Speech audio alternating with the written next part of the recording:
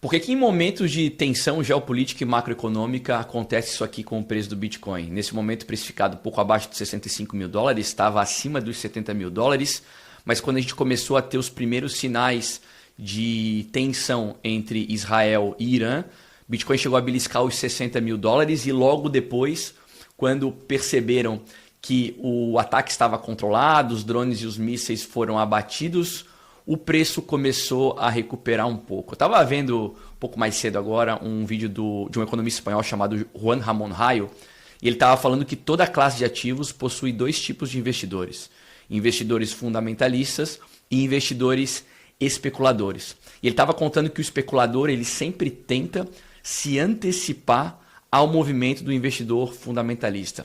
Historicamente, em momentos de tensão, né, faz muitos anos isso, o ouro é visto como um safe haven, como um refúgio seguro.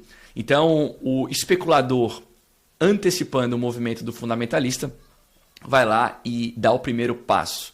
O Bitcoin, apesar de ser chamado de ouro digital, e eu entender o Bitcoin como um ativo muito melhor do que o próprio ouro, não é visto dessa forma por uma massa de pessoas, né? A gente teve recentemente a aprovação de ETF de Bitcoin Spot. Isso trouxe muitos novos investidores para o Bitcoin, mas muitos desses investidores não são investidores criptonativos que entendem efetivamente por que o Bitcoin tem valor.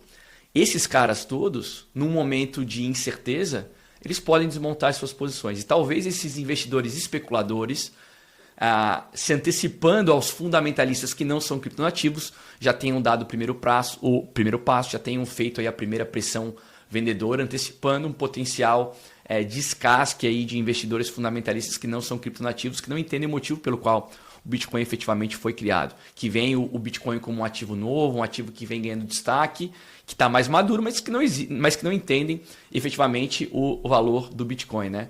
Numa situação como essa que a gente está vivendo agora, o Bitcoin faz ainda mais sentido, não menos sentido, né? Se você precisa se deslocar de um local para o outro com rapidez, por conta de algum tipo de ameaça física, você não vai carregar barras de ouro debaixo do braço, pegar um carro, um avião, é muito mais complicado, né? O Bitcoin você consegue carregar com você de uma maneira muito mais fácil. Então, em momentos como esse, o Bitcoin faz ainda mais sentido e não menos sentido. Mas, infelizmente, não é assim que a maioria das pessoas veem o Bitcoin. Como reserva de valor, vejam só, né? Se você emprega mais moeda fiduciária na extração de ouro, você extrai mais ouro. No caso do Bitcoin, não funciona assim, né? Não importa, se você aumenta a quantidade de máquinas à disposição da rede, e aliás estamos praticamente em máxima histórica no que diz respeito a máquinas à disposição da rede do Bitcoin, quando a gente olha lá a hash rate do Bitcoin, se você emprega mais capital para colocar mais máquinas à disposição da rede, de 2016 e 2016 blocos, aproximadamente de 2 em 2 semanas, existe um ajuste de dificuldade na rede, né? A dificuldade é ajustada para os blocos voltarem a ser colocados de 10 em 10 minutos, porque no primeiro momento você pode ter os blocos sendo colocados mais rápido, porque tem mais máquinas à disposição da rede, a rede estava ajustada para menos máquinas, então você tem uma diminuição no tempo entre blocos, mas de 2016 e 2016 blocos, existe um novo ajuste de dificuldade para os blocos voltarem a ser colocados de 10 em 10 minutos. Então, se você aumenta a quantidade de máquinas, a dificuldade é aumentada para você voltar a colocar os blocos de 10 em 10 minutos. O contrário também é verdadeiro. Se você tem uma diminuição de máquinas, você então precisa diminuir, então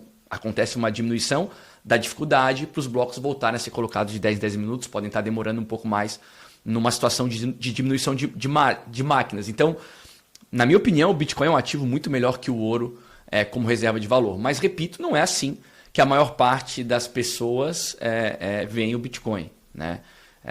Nós vivemos aqui numa bolha que entendem um pouco dos valores que o Bitcoin carrega com ele, por que o Bitcoin faz sentido, por que faz tanto sentido quanto o ouro, mas não é a situação da maior parte das pessoas. Então, a tese do Juan Ramón Rayo é que dois tipos de investidores para todo tipo de ativo, fundamentalistas e especuladores. O que a gente está vendo nesse momento, o que a gente viu nesse momento foram os especuladores se antecipando a potenciais movimentos de investidores fundamentalistas, mas que não são criptonativos e que em momentos de tensão poderiam sair, por exemplo, do Bitcoin para o ouro ou, enfim, voltar para dólar.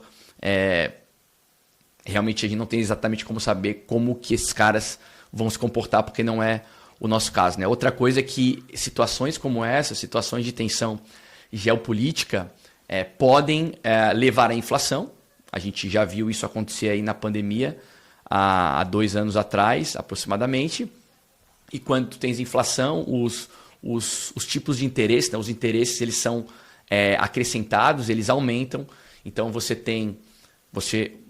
o governo acaba oferecendo para o investidor uma rentabilidade maior para quem investe em renda fixa. Mercados de renda variável acabam sofrendo um pouco com isso. Então tudo isso, né, pode causar nas pessoas a sensação de que escalar essa tensão pode trazer um problema maior, pode pagar mais renda fixa, e mercados de renda variável podem acabar sendo menos prestigiados. Então, eu que estou no mercado há bastante tempo, eu que entendo qual que é o valor que o Bitcoin carrega com ele, essa queda para mim me parece oportunidade. Então, eu penso que é um excelente momento para você fazer DCA pensando no médio prazo. Pode ser que no curto prazo o preço corrija ainda mais, a gente não tem como garantir que isso não vá acontecer à medida que as tensões aumentam, mas, sendo muito franco com vocês, para mim parece oportunidade. Então, DCA, Dollar Cost Average, pode ser que caia mais por conta de mais tensão? Pode. Então, já que sabemos que essa é uma possibilidade, compra um pouquinho agora. Se cair mais, você compra um pouco mais. Se você faz DCA, você vê em toda a queda de preço na paridade com a moeda fiduciária uma nova oportunidade de você melhorar o seu preço médio. Então, os fundamentos do Bitcoin continuam perfeitamente sólidos, mas a explicação para essa queda durante um momento de tensão geopolítica muito provavelmente tem a ver com especuladores se antecipando a investidores fundamentalistas que não são criptonativos. Criptonativos que eu conheço estão aproveitando o momento para aportar mais, beleza?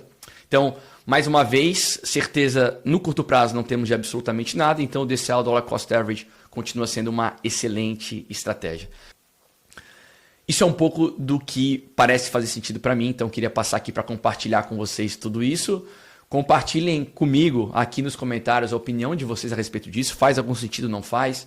Se vocês acham que é outra coisa, fiquem à vontade para comentar. Vai ser um prazer ler tudo o que vocês estão pensando por aí nesse momento.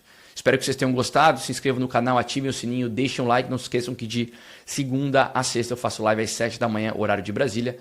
Então eu espero vocês todos os dias para a gente falar sobre mercado. Valeu? Um abraço a todos. Aproveitem o resto desse dia aqui. Até a próxima e